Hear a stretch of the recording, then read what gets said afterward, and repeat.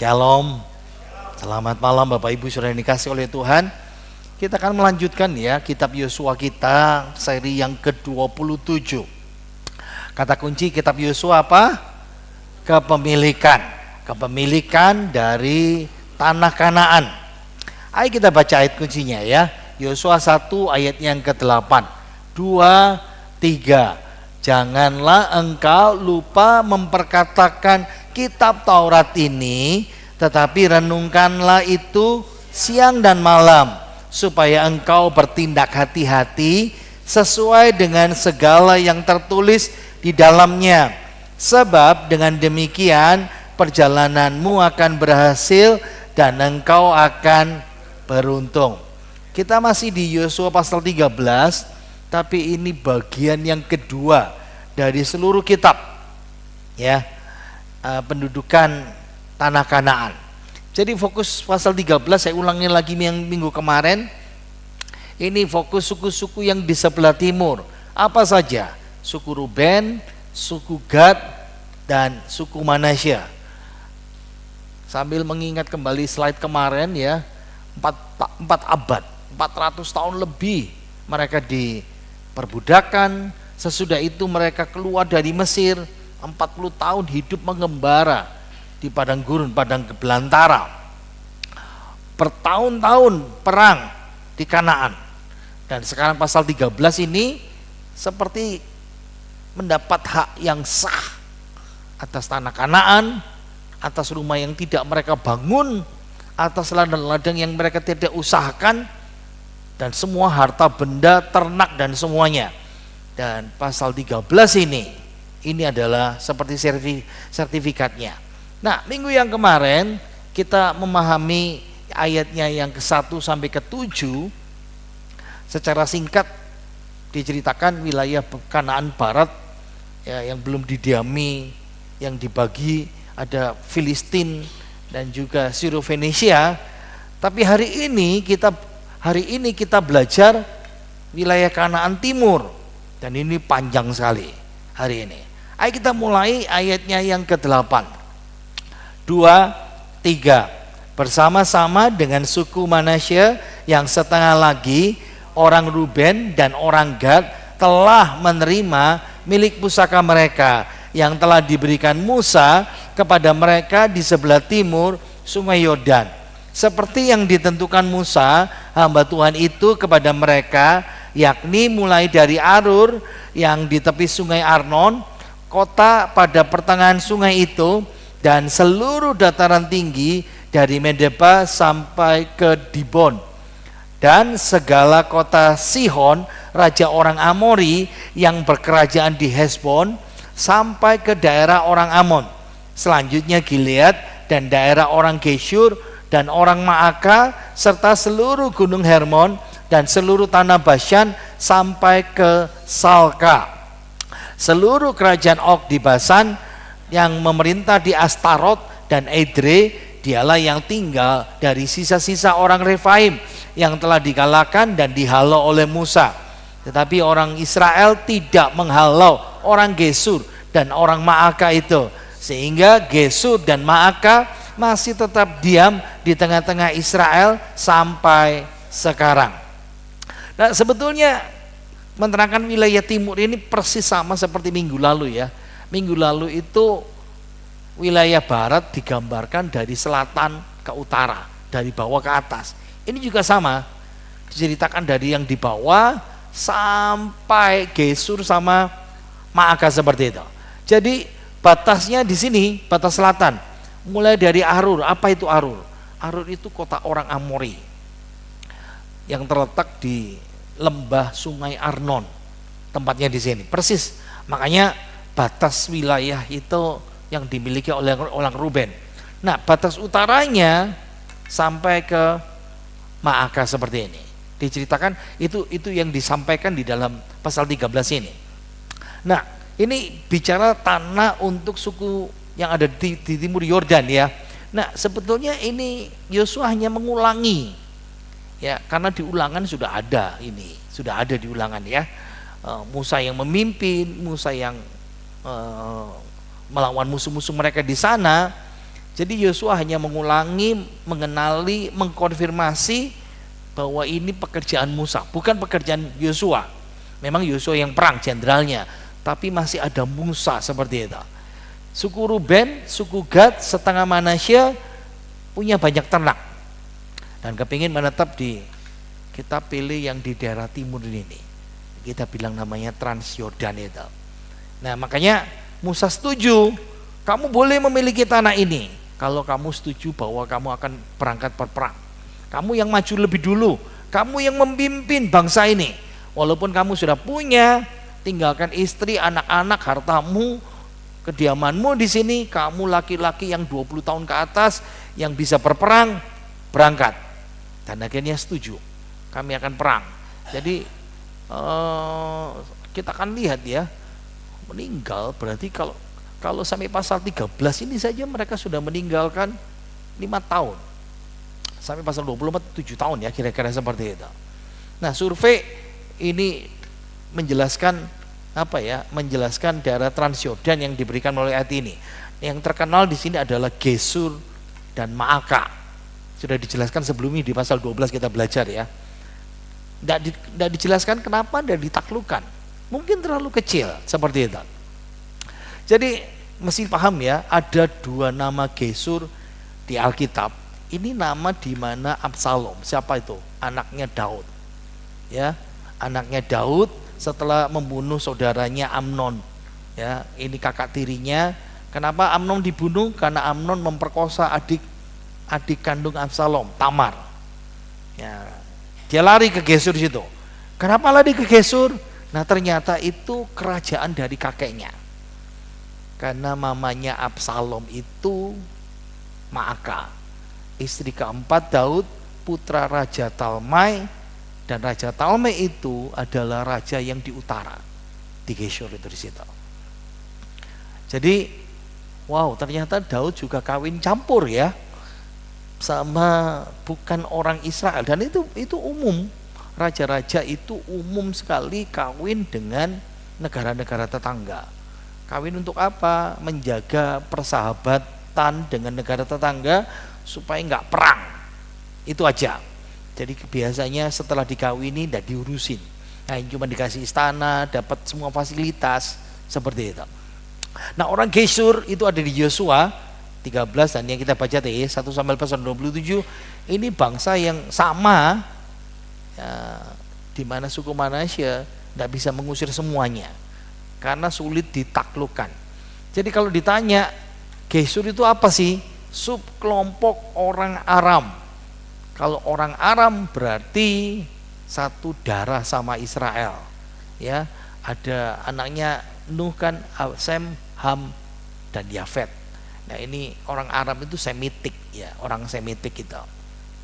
Tempatnya di sini seperti itu. Nah, Alkitab menunjukkan bahwa orang Gesur tinggal di daerah ini dari zaman Yosua, tidak ditaklukkan sebagian. Sampai pemerintahan Raja Daud, sampai Salomo. Ya aliansi ya cuma lewat perkawinan saja, itu pasti seperti itu. Nah arkeologi sekarang ditanya, ada enggak sisa-sisanya orang Gesur? Nah Tel itu pemukiman terbesar di daerah itu.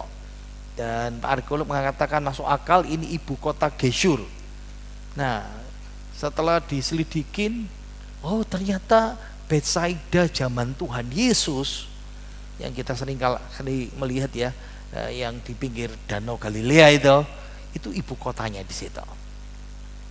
Jadi ini apa namanya? Saya ambil dari websitenya tentang tempat Gesur, selalu modelnya sama persis ya. Saya membayangkan, oh berarti kota itu, negara kota itu mesti ada tempat yang tinggi, dibentengin, selalu seperti itu.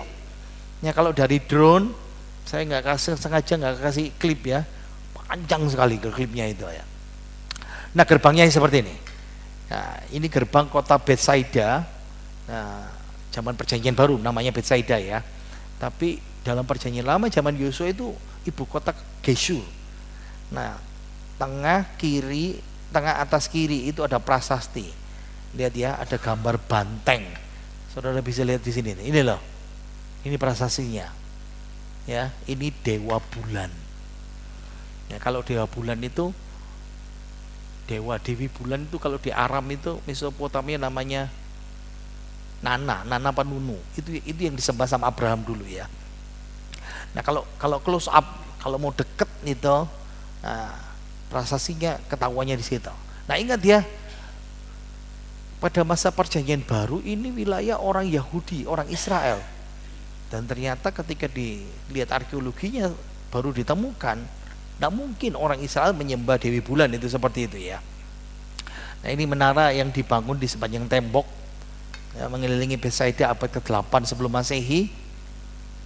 Kalau ditanya, loh bukannya zamannya Yosua kan 1400. Oke, zamannya Daud 1000.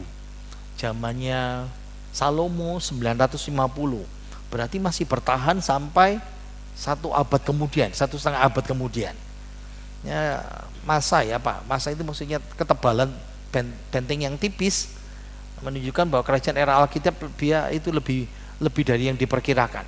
Jadi kalau direkonstruksi, kalau saudara lihat di belakang itu Danau Galilea, ya, Kinerot kalau dalam perjanjian lama, kira-kira ibu kotanya itu seperti ini. Jadi itu sebabnya Daud mengamaini Maaka. Nah, itu seperti itu ya. Kita bisa lihat seperti ini. Nah, jangan salah paham lagi. Kita bicara Maaka sekarang. Ternyata nama Maaka itu banyak sekali dalam Alkitab. Jadi kadang-kadang kalau saudara baca, ini Maaka yang mana itu? Maaka itu nama laki-laki. Ya, yang pertama. Siapa aja? Bapaknya Sefaca. Itu bukan Sefanya ya. Sefaca salah seorang kepala suku Israel. Bapak dari Hanan. Siapa itu? Prajuritnya Daud di Tawari. Bapak dari Akis, Raja Gad pada zamannya Salomo. Jadi nama ini nama umum sekali. Nama Maaka itu juga nama bapak perempuan. Nah, kalau dalam 1 Tawari pasal 2 itu gundiknya Kaleb. Ya. Siapa lagi? Istrinya Makir. Istrinya Gibeon, Yeiel, moyangnya Raja Saul. Lalu anak Talmai. Nah, ini yang tadi itu cerita ya. Raja Geshur yang kawin sama Raja Daud dan melahirkan Absalom sama Tamar. Makanya kenapa Tamar itu cantik sekali. Ingat ya, kalau kawin sama Indo itu ya, maksudnya kawin lintas bangsa itu kita bilangkan Indo ya, orang Indonesia ya. Itu pasti hasilnya itu bagus sekali itu, seperti itu. Tapi yang sudah kawin tidak boleh kawin lagi ya. Oke, anak perempuan ini anak perempuan Absalom. Nah, ternyata Absalom waktu dia punya anak dikasih nama Maaka juga ya. Istri kesayangan dari Abiam dan yang melahirkan Abia seperti itu. Jadi bisa nama laki-laki, bisa nama perempuan ya. Rasanya belum pernah saya pakai sebagai nama baptis ini. Tapi yang paling nggak enak di sini ya, ini Maaka itu nenek Raja Asa, ibu suri, tapi penyembah berhala. Nah, makanya ini nggak bagus ya. Ada lagi Maaka anaknya dari Nahor. Siapa Nahor itu? Nahor itu adiknya Abraham, gundiknya Reuma ya. Nah, tapi Maaka yang kita pelajari di sini adalah kerajaan kecil. Yang kita lihat tadi itu ya, seperti itu. Nah, ini ada satu lagi Maaka ya. Ini situs Bet kan rumah ya. Abel, Bet, Maaka. Nah, saudara lihat gundukan itu. Nah, itu gundukan besar. Masuk yang menjaga pintu masuk utara ke lembah Danau Hule. Gini nih. Ini kan Laut Mati ya. Sungai Yordan naik atas, Danau Galilea. Nah, di atas Danau Galilea itu ada sungai lagi, ada danau kecil itu namanya Danau Hule. Ya, itu seperti itu. Ini kota penting orang Kanaan dan Israel di bagian utara. Nah, suatu ketika ada Siba. Kalau saudara masih ingat, Daud ketika dikudeta sama si anaknya Absalom, Daud kan lari. Lalu di tengah perjalanan ada orang dari Benyamin, suku Benyamin namanya Siba bin Bikri. Nah, itu yang matikah saja kau, engkau tanganmu penuh darah. Yoab sampai emosi, izinkan saya tak lempar 1 tombak, sekali tusuk saja pasti mati. Nah, Daud berkata, jangan. Kamu tidak tahu kalau dia disuruh Tuhan untuk mengutuki aku. Nah itu seperti itu ya, sembunyi di sini itu. Oke, ini gundukan yang dari atas. Ini situsnya kalau pada musim kering ya. Jadi kita sedikit bisa membayangkan sudah tidak ada sisa-sisanya seperti itu. Nah sebetulnya kalau kita pergi ke Israel, kadang-kadang yang dilihat cuma barang-barangnya kayak gini ya. Ini apa ini? Ini tempat ini. Kok nggak ada apa-apanya? Ya sudah, ya belajar untuk, tapi tidak semuanya ya. Nah ini ilustrasinya gundukan negara Maaka. Memang negara kecil ya, hampir sama seperti mungkin Jericho, mungkin si Ai ya, seperti itu ya. Abaikan ini saja. Ini ukurannya seperti itu. Jadi kalau dilihat, ditanya di mana tempatnya, di sini. Ingat ya, di sini Danau Galilea, di sini, nah ini Danau Hule. Nah ini lokasi Maaka itu di sini, di utara di sana seperti itu. Nah catatan ya, pada masa penaklukan Yosua dan hakim-hakim, sebetulnya Abel Bet Maaka ini dikasih kepada suku Naftali. Tapi namanya suku tidak mau menaklukkan. Suku Dan pindah ke utaranya ya, ke daerah Lais. Kita pernah lihat itu seperti itu. Lais ini sekarang jadi apa ya, kalau di Israel kayak tempat wisata ya. Di sebelah timur Bet Maaka situ. Pada masa Saul dan Daud, ini bagian kerajaan yang seperti itu ya, di sebelah utaranya di situ. Nah, karena Abel Maaka itu kota perbatasan, makanya raja-raja di sana membentengi diri melawan musuh dari utara dan kerajaan Aram Damaskus. Nah Daud mengubah menjadi kerajaan besar. Makanya kalau sudah lihat dalam cerita sensus itu, di sana disensus jumlahnya banyak sekali. Oke, kita lihat ayat 14. 2-3. Hanya kepada suku Lewi tidak diberikan milik pusaka, yang menjadi milik pusakanya ialah Tuhan Allah Israel, seperti yang dijanjikannya kepada mereka. Nah, suku Lewi tidak terima tanah tertentu. Semua suku dapat. Lewi cuma dikasih 48 kota dengan padang rumputnya. Berkali-kali ya. Di mana ya? Ulangan pernah dibahas itu 2 kali. Di Yosua juga pernah dibahas yang seperti itu. Kita lihat ya. Ini kalau saudara lihat yang bintik-bintik hitam itu, kota-kota orang Lewi itu di sini semuanya. Dialokasikan 48 kota, ditetapkan secara adil dari wilayah suku. Yang besar dan ngasih besar, yang kecil ngasih sedikit. Tapi saudara lihat ya, di Yehuda paling banyak. Kenapa di Yehuda paling banyak? Karena dekat sama Yerusalem. Yerusalem kan bait Allah. Supaya orang-orang di situ kalau bertugas ya 1 minggu tidak tinggalkan rumah terlalu jauh atau di sana itu ya. Suku yang besar kasih kota banyak, suku kecil memberikan kota kecil. Tapi di situ juga ada 6 kota perlindungan yang kita suka nyanyi ya. Dan kota perlindungan. Nah itu sebetulnya itu Alkitabnya ini tempat kota di mana orang Lewi yang memimpin, memerintah. Ini kota-kota orang Lewi. Di mana di 6 kota ini kalau ada orang yang membunuh tanpa sengaja, bisa lari di tempat ini. Jadi bebas dari orang yang balas dendam. Nah sebetulnya ini di barat, nah ini kalau dibesarin ya seperti ini ya. Sungai Yordan itu pembatasnya barat dan timur, 3 di timur, 3 di barat. Dan ini menggambarkan bahwa Tuhan itu peduli dengan masalah umatnya. Kenapa? Ini ceritanya seperti ini. Peduli seperti apa? Kayak gini ya, ada orang berbuat salah atau berbuat salah tanpa disengaja. Ada solusi enggak? Nah ini kota perlindungan seperti ini. Nah dari 6 kota ini dibikin lingkaran. Apa maksudnya lingkaran? Jadi ini radius Jadi kalau dalam radius ini hanya butuh 1 hari menuju ke kota itu. Nah, jadi misalnya ada orang yang bunuh misalnya di Yerusalem, ya dia bunuh orang, takut lari, yang paling dekat mana? Di Hebron. Nah mungkin seperti itu. Nah kayak tadi itu kan Arur kan wilayah orang Ruben. Nah dia pergi larinya ke Bezer, dia lari jalan di situ setengah hari sudah sampai di situ. Itu gambarnya seperti itu ya. 6 kota perlindungan itu memberikan akses lebih mudah seperti itu. Sekarang ayat 15, 2, 3. Kepada suku Ruben menurut kaum-kaum mereka telah diberikan Musa bagian ini.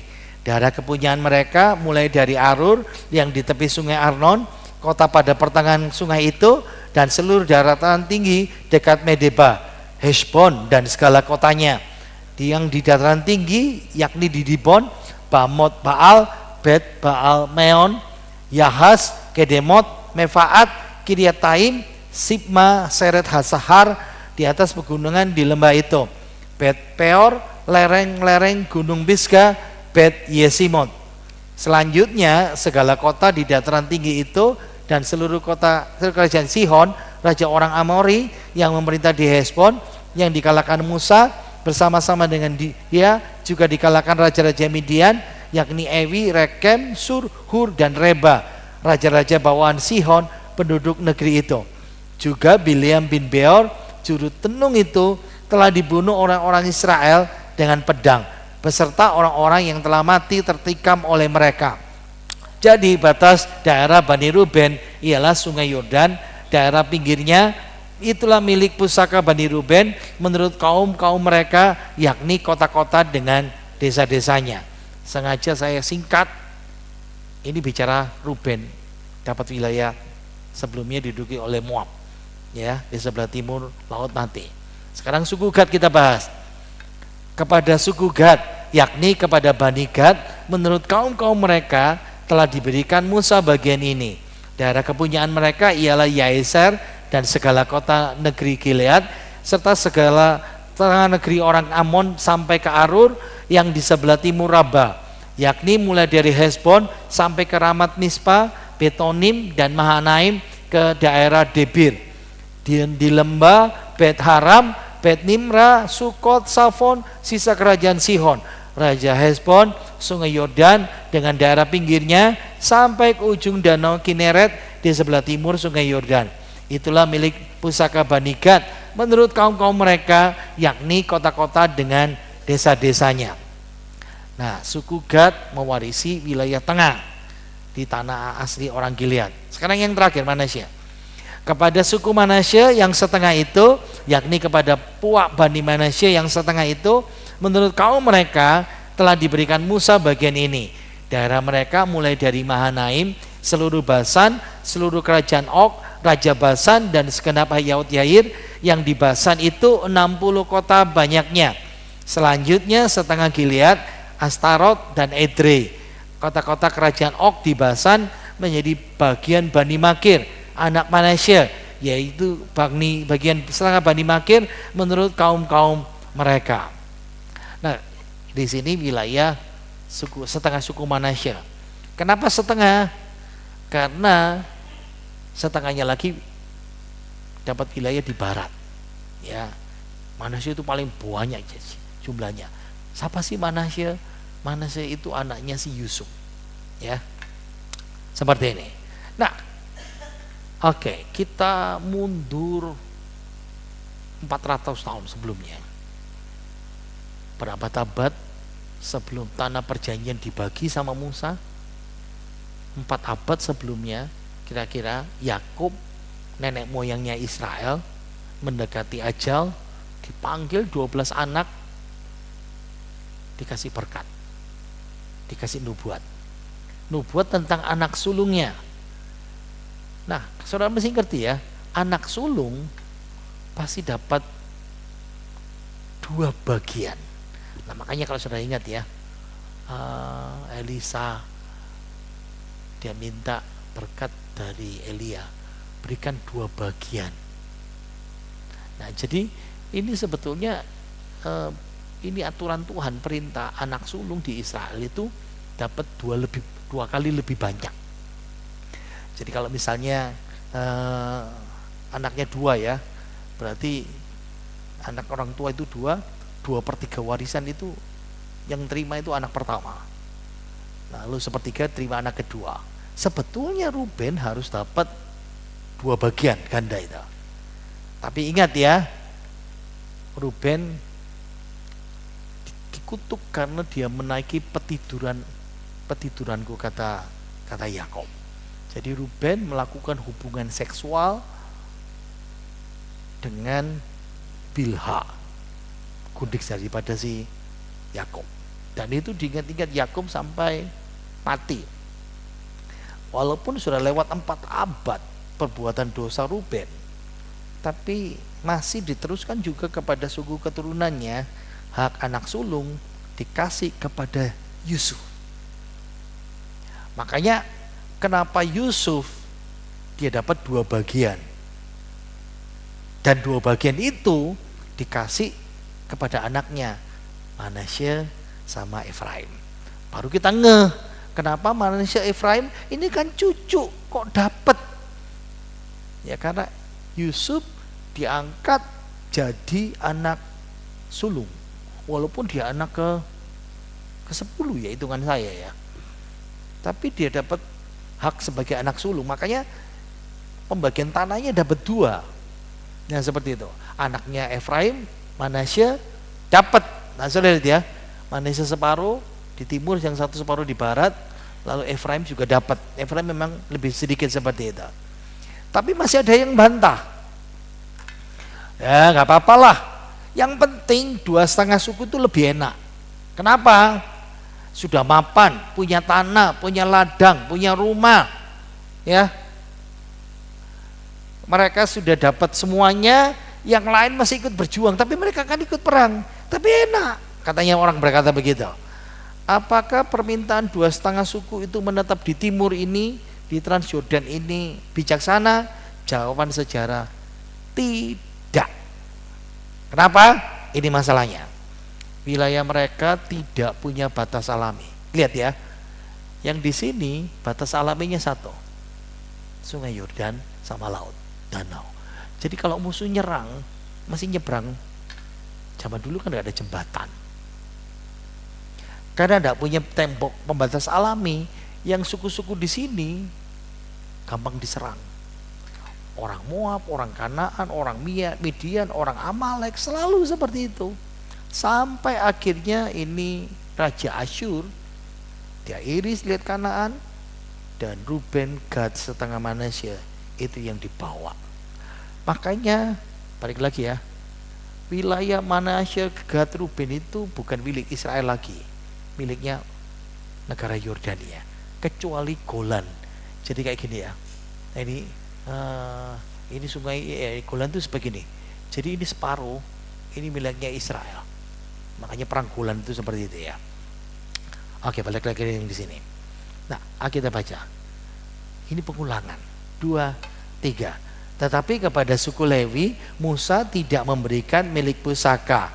Tuhan Allah Israel, dialah yang menjadi milik pusaka mereka seperti yang dijanjikannya kepada mereka. Nah, ini rasanya bosenin. Yosua kok ngulang-ngulangi ya? Kan sudah diomongin dari pertama. Oke lah, dulu-dulu kan sudah dibahas, tapi pasal 13 kan baru saja ngomong, Lewi tidak dapat. Tapi diulangi lagi. Jawabannya sederhana ya, ini kontras, menolong kita. Lihat, bagian sebelah timur, Ruben, Gad, Manasye, milik pusaka yang berbahaya. Suku Lewi tidak dapat warisan, tapi penggantinya korban atau persembahannya dari 11 suku. Nah ini menolong kita ya. Makanya hamba Tuhan, pendeta, full timer seperti ini ya, yang menyerahkan hidupnya untuk Tuhan, dia terima persembahan seperti itu. Tapi di satu sisi jadi imamat, jadi imam, dan Tuhan menjadi milik pusaka mereka. Dan berkat Lewi lebih besar.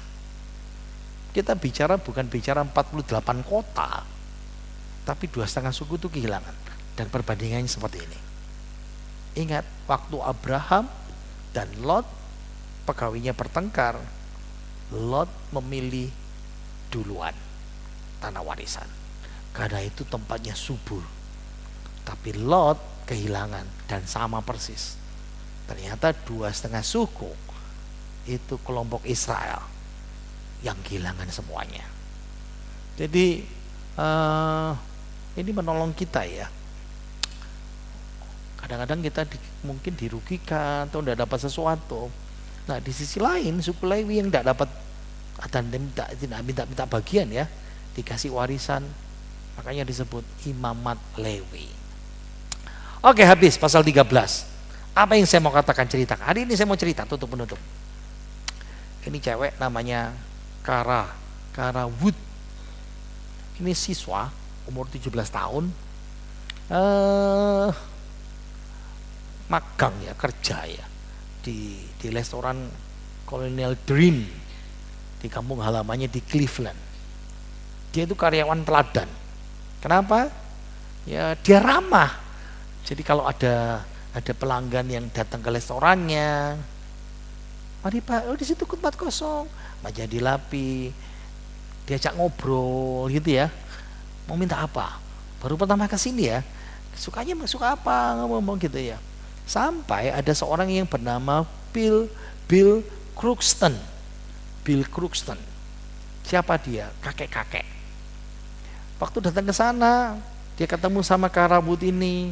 Kara Wood itu yang menyambut dia. Bill seorang diri. Kara selesai kerjaannya, duduk. Boleh duduk di sini. Tanya-tanya, ngobrol-ngobrol.